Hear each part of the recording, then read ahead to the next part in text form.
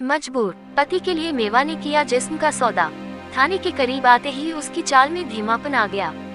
तेज तेज चलने से मेवा का कसा हुआ ब्लाउज पसीने से तरबतर होकर गोलाइयों से चिपक गया था।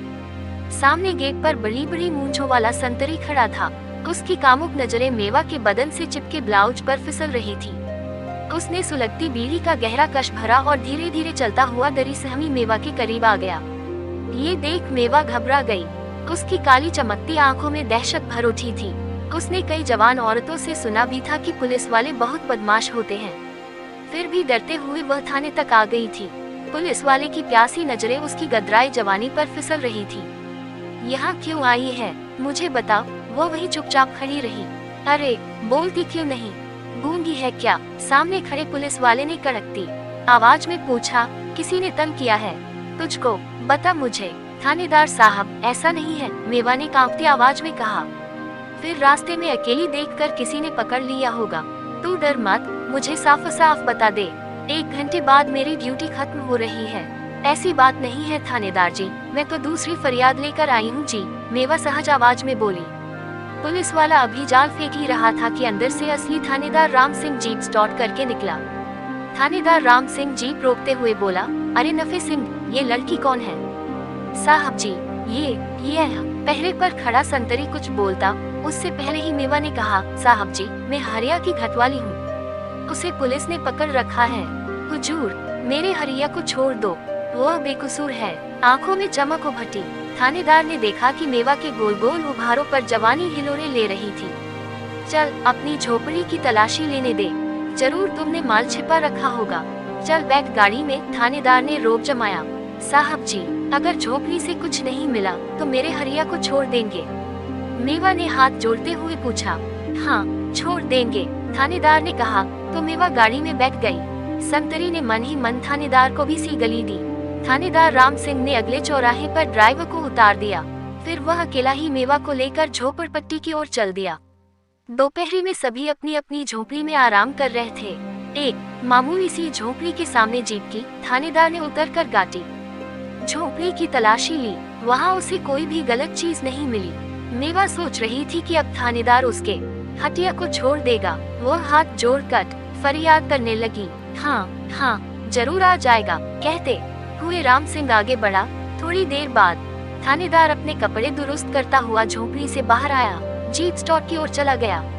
मेवा बेचारी लुट गई थी, मगर करती भी क्या, उसकी अपनी मजबूती थी। उसकी बूढ़ी माँ बीमार थी, घर में कोई इलाज कराने वाला नहीं था। उसका बड़ा भाई जहरीली शराब पीने से मर गया था। छोटा भाई नशीली चीजें बेचने के जुर्म में जेल में था। घर में कमाई करने वाला कोई नहीं था। हरिया ने उसे बीवी बनाने के एवज में माँ के इलाज की जिम्मेदारी ली थी। मेवा ने जिंदगी से समझौता कर लिया था। मेवा ने कभी यह जानने की कोशिश ही नहीं की थी कि असल में हरिया क्या काम करता है। अब उसने सोच लिया था कि हरिया एक बार घर लौट आए तो उसे गलत काम करने से रोकेगी। आज जो कुछ हुआ, मेवा उसे एक बुरा सपना समझकर भूलना चाहती थी। मेवा भूखी प्यासी पति को छुड़ाने के लिए मारी मारी फिर रही थी। उसने हाथ जोड़े, पैर पकड़े, फिर भी थानेदार ने उसे मजबूर कर दिया था। मेवा अगली सुबह तड़के ही थाने के गेट पर पहुंच गई। उस समय पहरे पर दूसरा संतरी खड़ा था। मेवा ने महसूस किया कि उसकी भी कामुक निगाहें उसके उभारों पर फिसल रही हैं, लेकिन वह बेपरवाह होकर आगे बढ़ी। उसने तो बड़े थानेदार से बात कर रखी थी। कल उसकी झोपड़ी में कैसे मिमिया रहा था। अरे कौन है तू, अंदर कहाँ भागी जा रही है? संतरी गुर्राते हुए आगे लपका।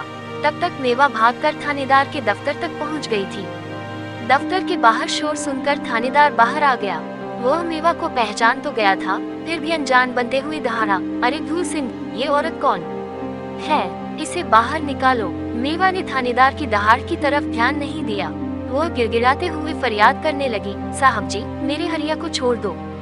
2 दिन से घर में चूल्हा नहीं जला, माँ बीमार है, हमारा दूसरा कोई सहारा नहीं है, मुझ पर दया करो साहब जी। कल आपने कहा भी था। मेवा थानेदार के पैरों में झुक गई। अरे भाई, यहाँ शोर न कर, ये थाना है, मैं कोशिश करके देखता हूँ, मेरे ऊपर भी अफसर हैं। थानेदार राम सिंह कहते हुए दफ्तर में घुसा, तभी फोन की घंटी घंघना उठी। हेलो, थानेदार राम सिंह बोल रहा हूँ सर, क्या हरिया को सीबीआई के हवाले कर दूँ? कोई खास बात सर? थानेदार ने पूछा। वो तो हरिया के बारे में बात करना चाहता था, मगर यहाँ तो पासा ही पलट गया था। राम सिंह, सीबीआई से सूचना मिली है कि हरिया माफिया सदना इब्राहिम के गैंग से ताल्लुक रखता है। हरिया को छुड़ाने के लिए थाने पर हमला भी हो सकता है। तुम्हारे पास जवान भी कम है, इसलिए फौरन हरिया को थाने से निकाल लाओ। दूसरी तरफ से सख्त आदेश था। ठीक है सर, कहते हुए राम सिंह तेजी से दफ्तर से बाहर निकला तो मेवा एक बार फिर से गिड़गिड़ा उठी।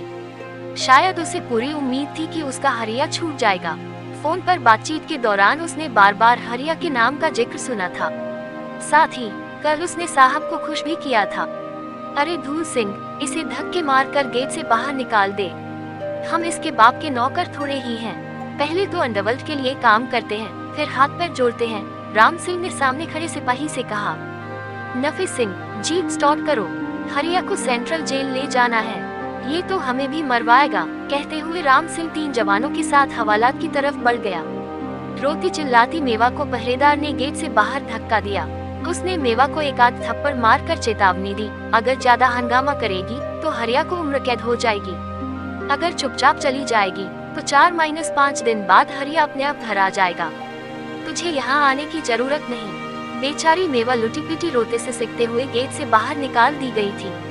पुलिस मददगार के बजाय दुश्मन बन गई थी। हरिया ने भी उसे धोखा दिया था। अगर उसे अपराध करना था तो मेवा को जिंदगी के सपने दिखाने और उसकी बीमार मां की जिम्मेदारी लेने की क्या जरूरत थी। मेवा को थानेदार और हरिया में कोई फर्क नजर नहीं आ रहा था। दोनों ने उसे धोखा दिया था। दोनों ने उसकी जवानी को लूटा और गुम हो गए। ऐसी वीडियो देखने के लिए हमारे चैनल को सब्सक्राइब करें। धन्यवाद।